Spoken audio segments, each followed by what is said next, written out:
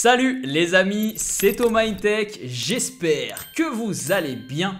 On se retrouve aujourd'hui pour parler de ma toute nouvelle souris, j'ai nommé la Logitech MX Master 3 for Mac. Ça fait un moment qu'elle me donne envie, je la vois de partout mais j'osais pas franchir le pas et ça y est, je renouvelle ma gamme de périphériques. Donc pour moi l'occasion de craquer tout simplement pour cette nouvelle souris. Alors à quoi sert cette souris ? À qui s'adresse-t-elle? Quelles sont ses fonctionnalités? Eh bien, c'est tant de réponses que je vais essayer de vous apporter dans cette nouvelle vidéo. Installez-vous confortablement, on regarde tout ça. Allez, c'est parti.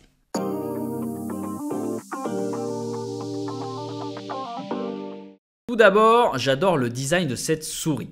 Les matériaux sont de qualité et ça fait vraiment toute la différence. La finition et la fabrication sont remarquables. On a un véritable bijou de créativité dans la main. De plus, le mélange de gris sidéral et argenté donne un côté premium à la souris et j'adore ça personnellement. De plus, elle s'intégrera parfaitement sur votre setup et formera le duo de choc avec ou le clavier de la marque Logitech. Autre point intéressant, c'est l'ergonomie.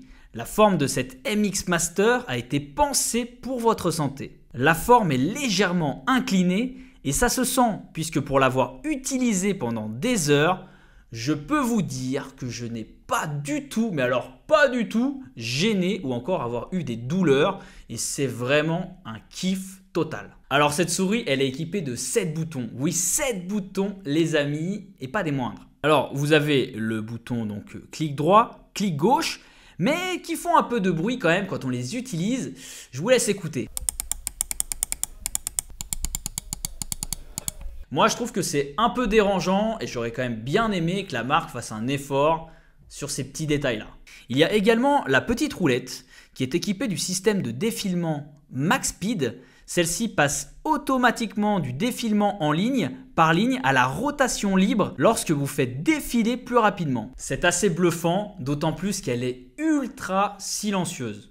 Alors là, pour le coup, ils sont allés vraiment dans le détail, à la différence des boutons clic droit, clic gauche qui font cheap à côté de ça. Alors, cette molette, vous pouvez également l'ajuster, la régler avec le bouton d'alternance, donc sur le dessus, qui vous permet de passer d'un mode cranté à la rotation libre, tout simplement. Alors, sur la partie gauche du pouce, vous avez un bouton de geste qui permet en le maintenant enfoncé de se déplacer pour utiliser les commandes gestuelles du Mac. Alors là, les amis, on va se dire les choses, clairement, c'est mal foutu. Logitech, là je ne sais pas ce qu'ils ont foutu, mais c'est très mal placé en fait. Ce bouton-là, il n'est pas du tout adapté, c'est pas pratique du tout. C'est-à-dire que moi, je suis obligé de bouger ma main pour pouvoir cliquer sur le bouton. Et donc je trouve que c'est pas pratique, donc je m'en sers pas de ce bouton. Déjà, je trouve l'utilité pas franchement canon. En plus de ça, il est mal placé. Là, ils ont merdé. Là, ils ont chié dans la colle, on peut le dire. Alors, juste en dessous, vous avez deux boutons. Alors, vous pourrez les programmer suivant vos applications. Mais moi, je les utilise pour revenir en arrière ou encore pour avancer. Et ça, c'est plutôt top. Enfin, la molette pour pouce, elle peut offrir différentes options en fonction de l'application que vous utilisez. Donc, pour Photoshop, ça peut être la taille du pinceau. Ou alors, dans Premiere Pro, eh bien, ça peut faire défiler la timeline. D'ailleurs, sachez que tous les boutons de la souris sont programmables via une application donc, qui est disponible sur le site de Logitech. Donc, cette application s'appelle Logi Options. Je vous mettrai bien sûr le lien en description.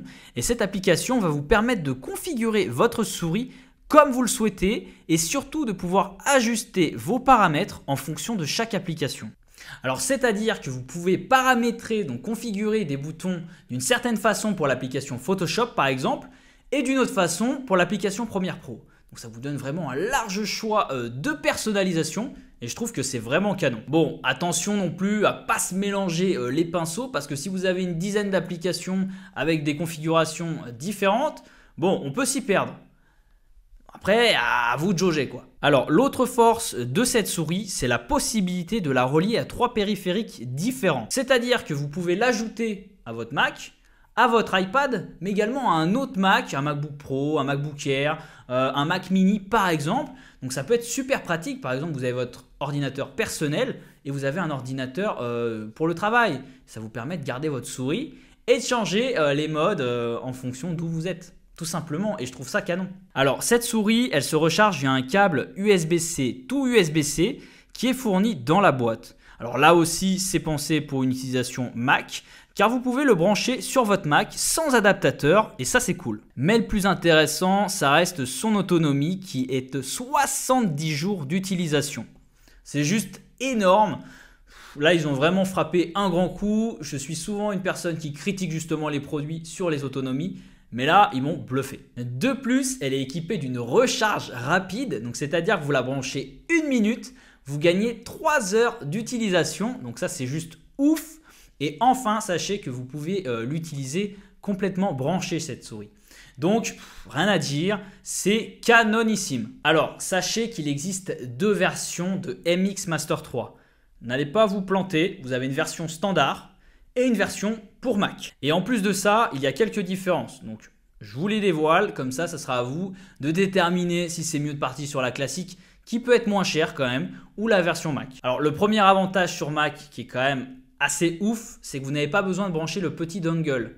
Et elle se connecte automatiquement et ça marche super bien, c'est rodé à la perfection, il n'y a pas de latence. Autre point, tous les raccourcis sont pensés Mac. Voilà. Donc après, c'est un plus. Alors la souris MX Master 3 pour Mac, elle est disponible en gris sidéral, alors que la version classique n'est pas disponible en gris sidéral, c'est d'autres coloris. Enfin, autre point quand même assez important, c'est que le chargeur fourni pour le Mac, c'est USB-C, USB-C. C'est-à-dire que vous le branchez directement sur votre Mac, il n'y a pas besoin d'adaptateur. Ça, c'est un gros point fort. Alors que la version classique, c'est de l'USB-A, USB-C. Donc là, si vous prenez cette version, il vous faudra un adaptateur. Ça, c'est pas cool. Il n'y a pas franchement énormément de différences, mais il y en a quand même quelques-unes. Et c'est ce qui fait que je me suis dit, je préfère payer 20 € de plus et avoir la version Mac qu'avoir la version classique.